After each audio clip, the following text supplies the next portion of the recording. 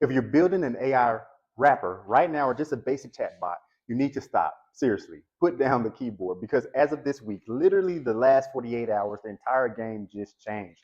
NVIDIA just dropped Nemotron 3. OpenAI is rolling out the operator, and Anthropic is standardizing the pipes with managed context protocols, MCP servers. The industry just screamed one thing at us. The chatbot era is over and the agent era is officially here. And if you don't have a system architect for your AI, you're about to get ran over. I'm Brandon Todd Jackson, and I am an AI systems architect. I had a whole different video planned today, but I had to scrap it because we need to talk about what this shift to agents actually means for you as a founder or as a builder heading into 2026 in the vibe code era.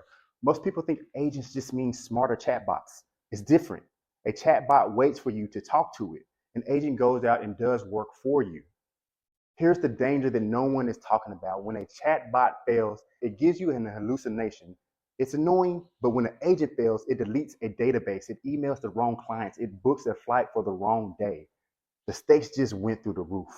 NVIDIA knows this. That's why Nemotron 3 is built for multi-agent orchestration. They are building infrastructure. And this is where you come in. You don't need to be the person who codes the neural network. NVIDIA did that. You don't even need to be the person who writes boilerplate Python. AI can do that for you. But you do need to be the person who knows how to build systems that are in control. And this is called system thinking. If you send an agent out into the wild without a bulletproof product requirement document or specification, you are liable for whatever it breaks. You need to define the constraints. You need to map out the dependencies. You need to create the guardrails.